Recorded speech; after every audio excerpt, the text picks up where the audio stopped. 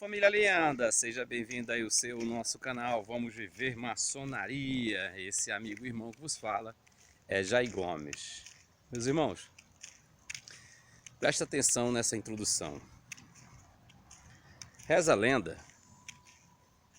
que um indivíduo tinha ao seu lado um vizinho e que um deles acusava diariamente o seu vizinho de que ele era bandido, de que ele era ladrão. E isso, constantemente, o acusador, costumeiramente, acusava o seu vizinho. Um determinado tempo, ocorreu que esse vizinho, acusado de ser ladrão, acabou sendo preso, inocentemente, por causa da acusação do seu vizinho. Porém, passou-se um tempo na cadeia, o acusado foi solto e entrou com processo por danos morais e constrangimento ao seu acusador. Em um tribunal, o juiz pediu ao acusador que antes que desse o veredito, desse a sentença, pediu ao acusador que fosse para casa, remarcou uma nova audiência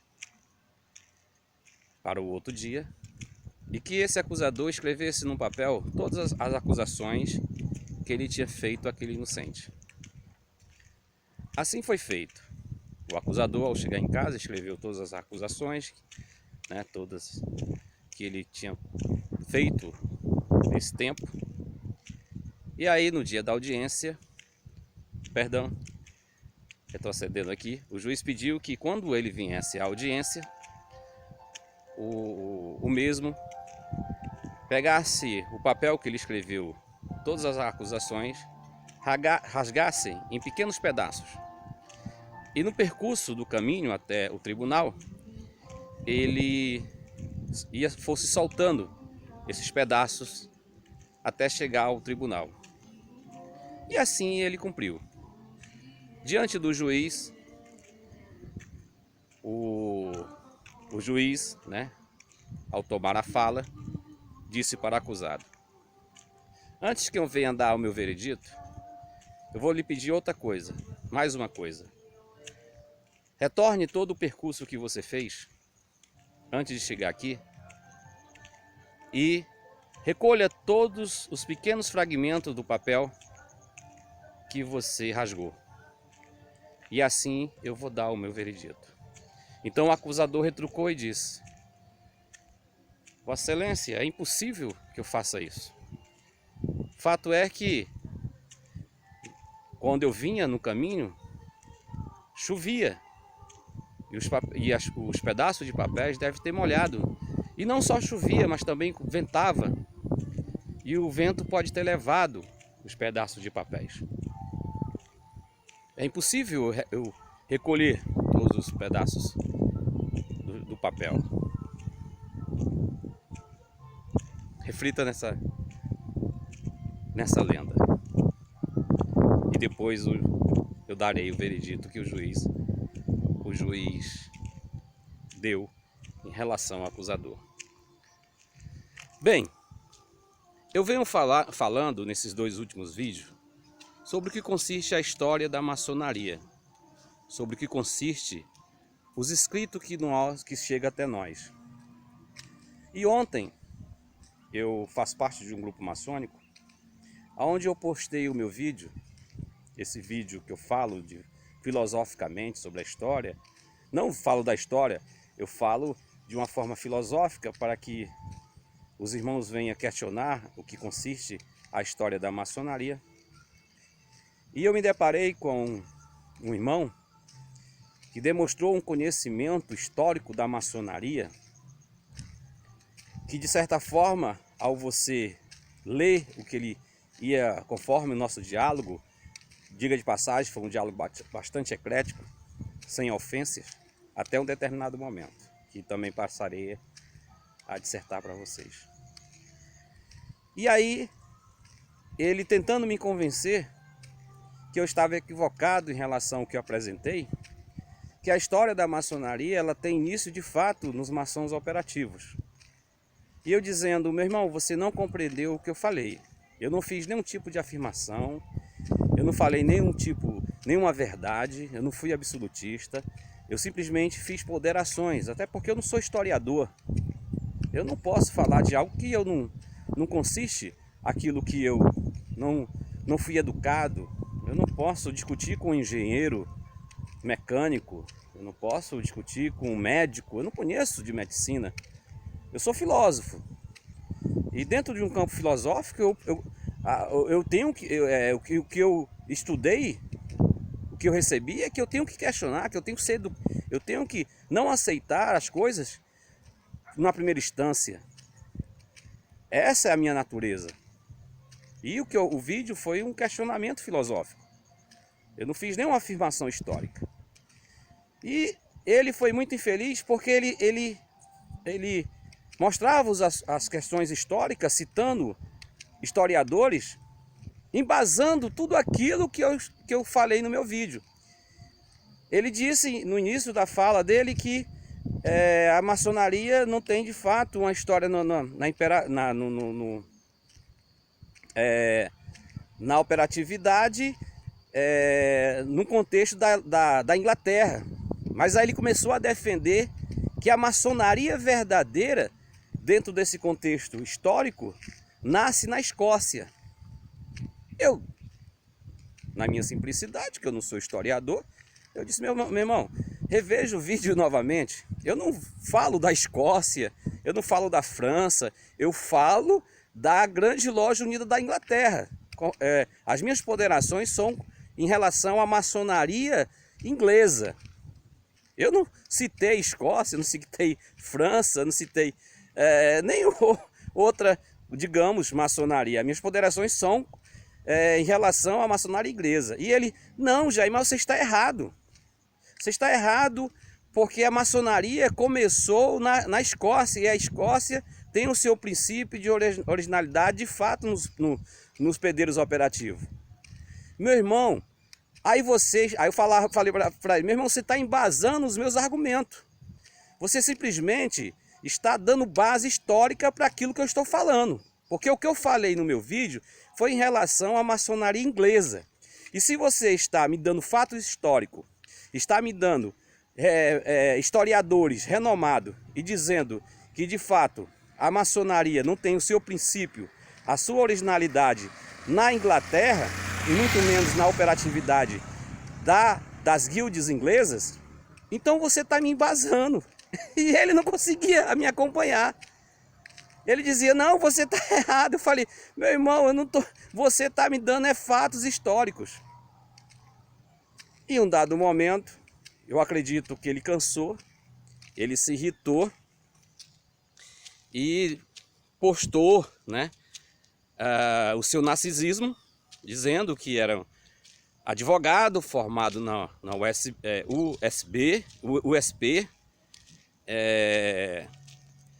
e escreveu mais de 30 livros em relação à sua área e alguns em relação à maçonaria.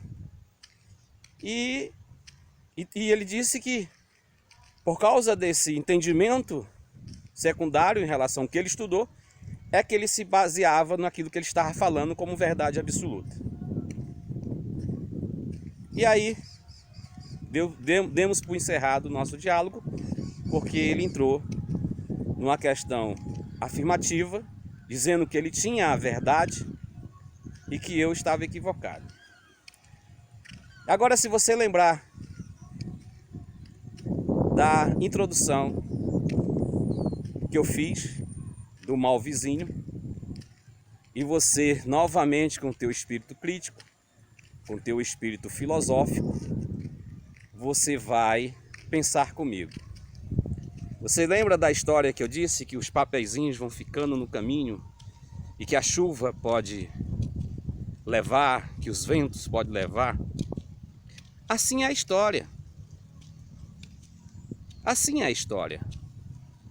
Como eu posso acreditar em algo que não consiste com os fatos.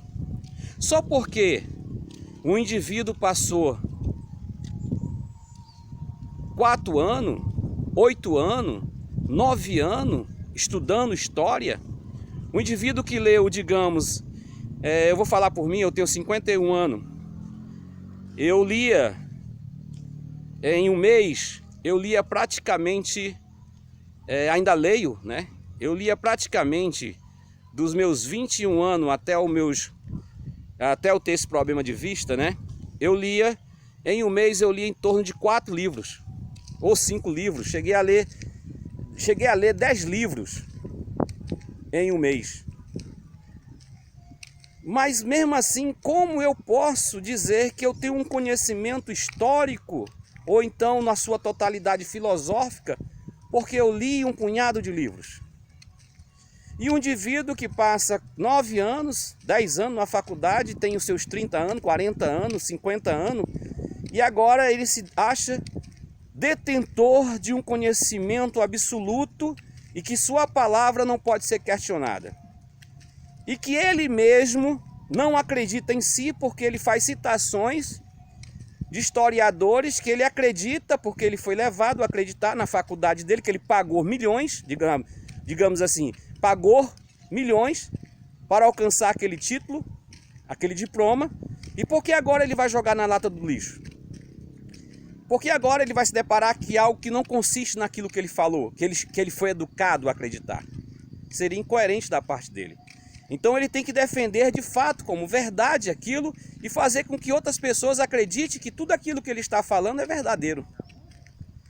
Eu, porém, eu vou muito por essa lenda que eu contei para vocês. A história, para mim, ela pode ter se perdido.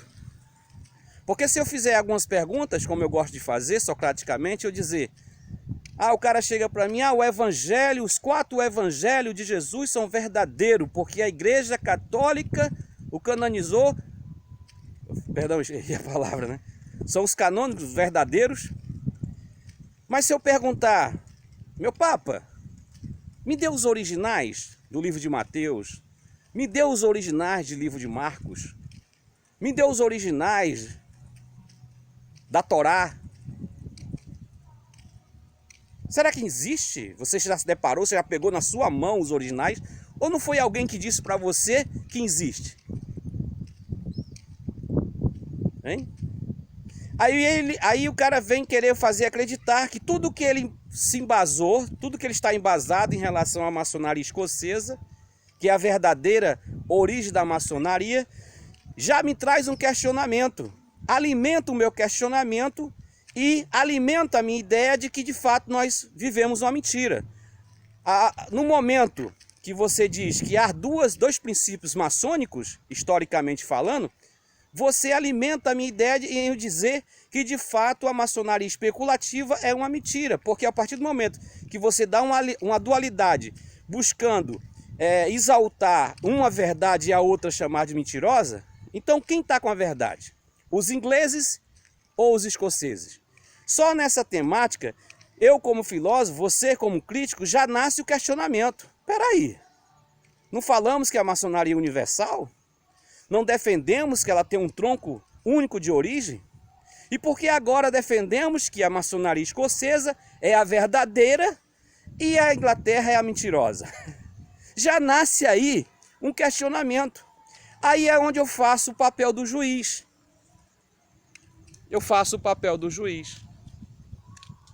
Eu gostaria que vocês que fazem essas afirmações, vocês que acreditam que esses renomados historiadores de fato conhecem a história da maçonaria, que faz acusações ou defesas, que volte no caminho, no tempo, e me apresente todas as fragmentações da história escrita que o tempo fez o favor de não chegar até nós. Mas você quer acreditar que um cara achou, como ele disse, achou, o indivíduo, achou pergaminhos da maçonaria operativa escocesa em 1928, se não me falha a memória da data, né? Que agora eu tenho que ter esses documentos que foi achado depois de quase longos séculos da existência da maçonaria. O historiador se baseia exclusivamente agora para contar a sua história, que esse meu irmão apresentou como um livro didático, que de fato consiste a verdadeira história da maçonaria. Eu não decorei o nome porque eu não falo inglês, né? Eu falo mal português. E aí eu não decorei o nome do autor, né? E aí ele quer que eu acredite que esse indivíduo, esse historiador, que esse indivíduo achou esses papiros, muito parecido com o achado do papiro do Mar Morto.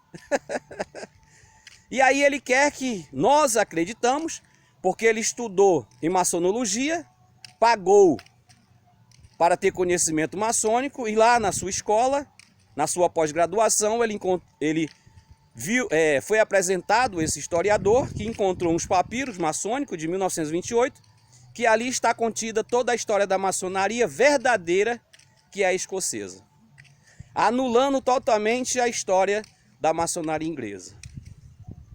Então ele quer que eu acredite que esses papiros são existentes, são reais, e quando eu indaguei a veracidade desses papiros, ele disse: está lá não sei aonde, está lá na biblioteca da Escócia. Onde é que eu vou ter acesso à Escócia? Eu não tenho acesso nem sequer aqui em Fortaleza. Então não é uma coisa um tanto interessante?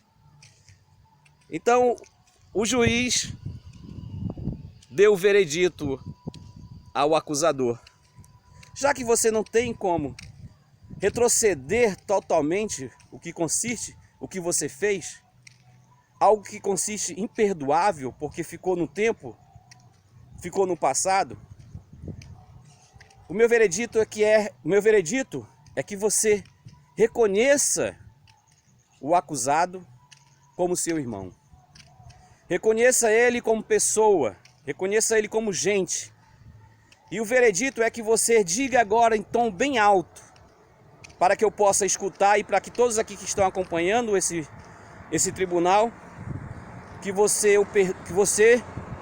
reconheça o seu erro e peça perdão e diga o que o ama e que você vai viver agora em fraternidade com ele. E assim foi feito pelo acusado, mesmo diante de um juiz. Meus irmãos, não importa o que seja verdadeiro em relação à maçonaria. Não importa se a originalidade seja na Escócia, na França, na puta que pariu que você ignorou a minha fala. Que seja, na puta que pariu. Mas o importante é a gente fazer valer o que consiste a verdadeira essência do que consiste a maçonaria no seu aspecto que é pregado para nós outros. Nós nos amarmos, nós sermos fraternos, nós reconhecermos todos os irmãos maçônicos como maçons, não só os irmãos maçons, mas a humanidade, porque foi assim que foi nos pedido para que a gente faça ser feliz a humanidade. Mas a gente busca, no tempo que foi perdido, tentar convencer os que aqui estão que nós somos verdadeiros. Espero que você tenha compreendido esse meu longo vídeo. Não estou aqui dizendo que tudo que aqui falei são verdades, mas são pensamentos de uma voz que clama no deserto. E que hoje, meus irmãos, os meus irmãos da Grande Loja Unida Maçônica do Brasil estão me batizando como um revoltoso. Tem uma forma carinhosa que o meu irmão Oliveira tem me chamado, o meu revoltosozinho, que eu amo muito, viu, Oliveira, quando você fala isso. O meu revoltosozinho, né? Os meus irmãos estão me reconhecendo assim. Que bom, que maravilha. É isso que é a maçonaria. A gente viver de forma o que consiste a ideia maçônica. Te amo sem te conhecer.